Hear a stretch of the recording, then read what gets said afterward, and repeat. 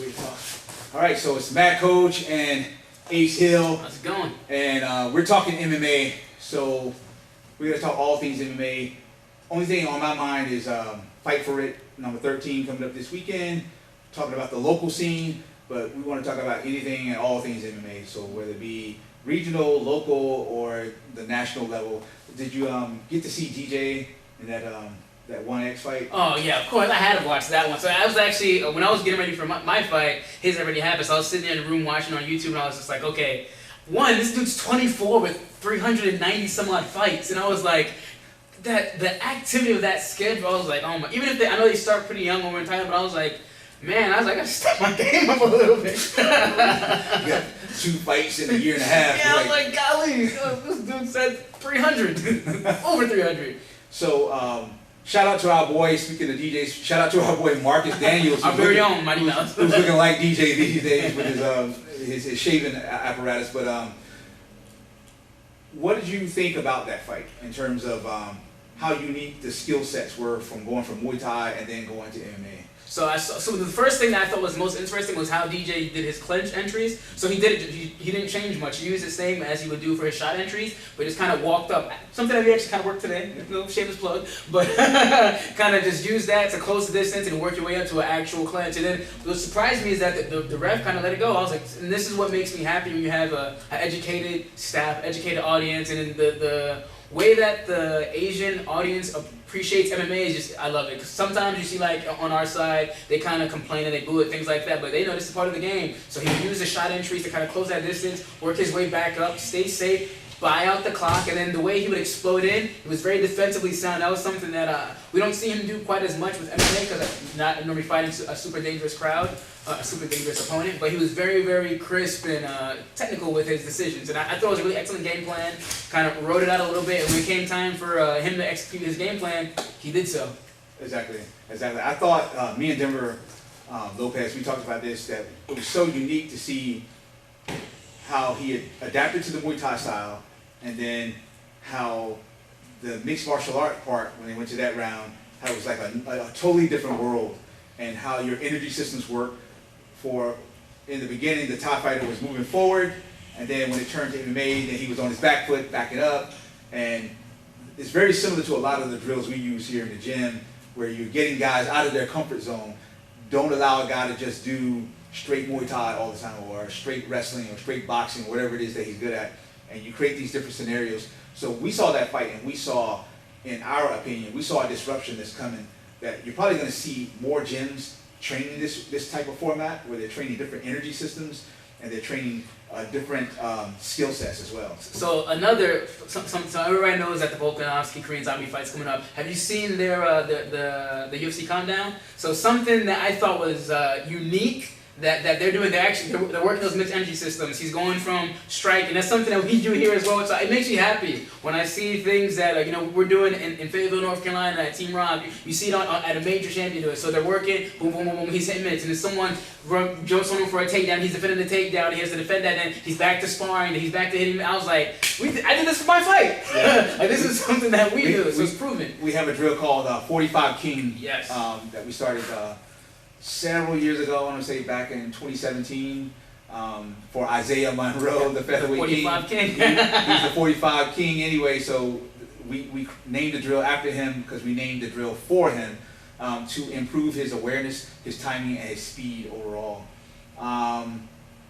What's going on with the Fighter Writer podcast? So sad to say we had to take a little bit of a hiatus. Jency got a mouth surgery, and then I had my fight coming up, and then a little bit of things going on school-wise. So we actually finally got our LLC, so we're official now. We're officially, and we branched out, so now we're FWF Nation. It's going to still encompass Fight Riding the Fans. So I'm still doing that podcast and motivational podcast as well. We're going to branch out and do a little bit more. We're going to sell shirts and things like that and the like, and look to kind of expand the brand a little bit. So we're taking the time, since we can't push out as much new content, we're going to rebrand some of the ones that we already had, edit out some fun parts, push out more clips, kind of just chop it out and push out a little bit more media overall. Good. I know you're going to be leaving this area soon. Where are you going to be training, and who are you going to be training with if you can continue training? Oh yeah, so luckily enough, I looked at the schedule, so I'm a very proactive person. So the beauty of YouTube, since we're in 2022, was like, God damn, 2022. So I looked up on YouTube. They actually had a whole entire video that had the course breakdown. So I'll be going to infantry basic officer course. So it's about 4 months, and from what it seemed, from what sounded like online, the first 2 months I actually will have a little bit more time to live. You know, it's some field time and things like that. But I'll be at Fort Benning, Georgia, which is the home of combatives. And I want to be combatives champion. Actually, the tournament for 2022 is starting today. So. Woo. But I'll train at Bad Apple MMA. We got Joseph Creer down there. He's a Bellator fighter. They have some really, really good guys out there. Brandon Sales is still out there. He fought for PFL. So I'm not 100% sure. I have to go back and look at the list for the Fight for It number 13 coming up this weekend. But I think they have a person from Bad Apple fighting on the card. I can't remember who that person was, but I do remember seeing the gym name that's on the card. And we got everybody. The usual suspects have shown up. It's Jimmo, Team Rob, Team Elevate. Yeah. So you remember my boy Todd Monroe? Yeah, Matrix MMA. Matrix MMA had 5 fighters on this card. Oh man, they got a stacked roster up now. But it's kind of jacked up because I'm looking at. So I write. If you didn't know, I write for Fight for It, and I do commentary for them. And it's kind of jacked up because they've got 2 or 3 fighters in one corner. And then the other fighters in another corner. So that's a split. I don't know how that's going to work out because this is a new venue and I haven't been to it yet. So I don't know how it's going to work out. I don't know if it's going to be spacious. We've been to places where the venues are huge and it doesn't matter. And then we've been to some where curtain. Hey, in one fight that I was in my early day of fighting, me and my opponent warmed up together. So crowded. They threw everybody in one room, and me and my opponent warmed up together because nobody knew who we were. We were out of towners. So we said, "Hey man, you want to warm up?" He said, "Yeah." Get your timing down. And we pummeled like for 30 minutes. It's because it was so tight, you couldn't get on the ground, you couldn't strike, couldn't do anything. So hopefully this is going to be a nice venue, and we'll be able to, guys will be able to have their own space. I want to get out and because I'm not doing the kickboxing this time. I'm only commentating the MMA. So doing the kickboxing, I'm going to try to make my way around to do some backstage interviews and hopefully get those online either before the night or during the fight itself. But Team Higher Stand, so Atlantic MMA, Atlantic MMA, exactly. I love that Fight For has been pushing out event after event. I think they've had probably the most events in the Carolinas within the recent year and a half since they came up. Honestly, I think they have the most. And that's something that's amazing for new promotion. It's good. Well, technically, they're not as new as you think. Rebranded, I guess? Rebranded. But under this brand, this is number 13. But everybody, Leslie Steiner, Jonathan Stammy, and Marcelo Rodriguez, they're all veterans in the game. Marcelo just refereed this past weekend. Leslie just fought this past weekend. They're just getting, I think Leslie and Jonathan just recently got their brown belts. So these are active participants in the game. So these are not Johnny-come-latelys. They know the fighters, they know the teams, they know the business. And ever since I've been working for them, they've treated me fairly, with no surprises whatsoever. And I like the way they do things. I will say this though, I do have one pet peeve. All right, it's not a real pet peeve, but I'm just trying to find something that... It just can't be all nice. Yeah, I can't be nice and like the promotion's great. But this is why I think they put out such quality fights because, one, they're involved in this area and they're bringing up this area. They're giving it a spotlight. They have a good support platform and they're building up the Carolinas. And it's just, they know what quality looks like because they train themselves. So it's kind of hard when you have, from my point of view, my opinion, we don't have a promoter or you don't have a staff for the show that doesn't know much about combat sports. They're kind of just chasing the fame of the odd buck. They're putting anybody on the card. That's when you see you have a 3-0 guy fighting someone that's 4-17 and things like that. And that's not something that we're seeing. We're actually seeing research. You're seeing fights that are quality fights, but you're also seeing competitive fights where either person could win the fight. It's up to that fighter. It's up to him. It's his fight to lose.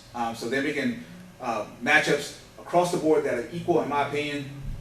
The fight that's on my mind this weekend is Kevin Peraza Blanco taking on Trevor Larkin for the 145 title. Looking for another. I got stuck there, Larkin, because I was thinking about Jeff Larkin. So So it's kind of like they have to fight for it or something. You know, the way they got these matchups going. The guys, whoever wants to win, he has to fight for it. So Loken is 4-0, and I think he's finished every fight. He is a finisher. He's a wrecking ball. And Kevin Peraza is the king of decisions. I feel like the fight if it makes it to round 3, Kevin's gonna win the fight. Just because he'll be taking Loken into that deep water. And I think Peraza is just really good. Now, my pet peeve is this. The title is vacant. Now, the previous show, Kevin fought Prince Ahmed Khamis. Why wasn't that the title fight? All right, that should have been the title fight. It's the build-up. All right, the suspense. Now Khamis is on the card, and he's fighting Castro. I forget his name now. Man, but the guy he's fighting, Mura. Yeah, his last name is Mura. This dude's got some Aaron Castro. That's his name. This dude's got some hands. This dude's got some crazy hands. It's almost like you with your boxing.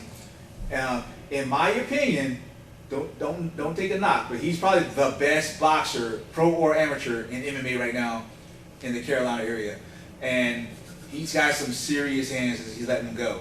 So I think that Khamis and Aaron, their fight should be #1 contender because they're both at 45.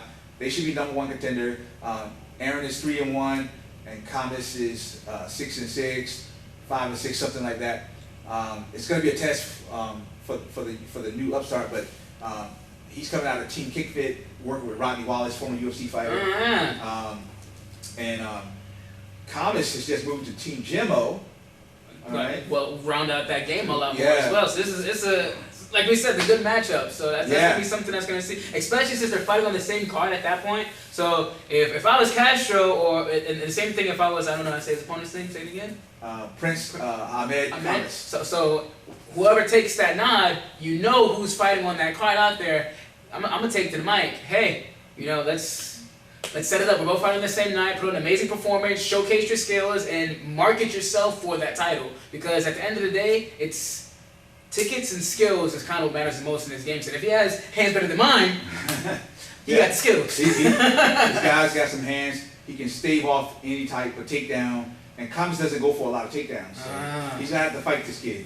But being at Jimmo, I know that they have a lot of high-level wrestlers. They're gonna kind of round out his game a little bit. And if they're doing their homework, which I know that they're gonna do their homework, they're gonna try and build a game plan that's gonna try and shut down his Castro striking. It's gonna be some incredible fights because the last fight for it, maybe 2 shows ago, there was Sangji Do, like a traditional. Martial arts school, they came in kicking ass. I love when you see the traditional schools come back and kind of, take the methodologies of the traditional martial arts and kind of round it back in. Everybody sees it with Lyoto Machida, with Wonder Boy, and a few other standouts, but I love just that, because that's the purest of the sport, and I think adapted. I'm not 100% sure, but I think they have 2 or 3 fighting on the card. We have youth MMA, where they can work the body, can't affect the head. And then the grappling stuff is pretty much just all jiu-jitsu at that point. They just had a couple fights this past weekend. I want to get more people involved in that. Agreed.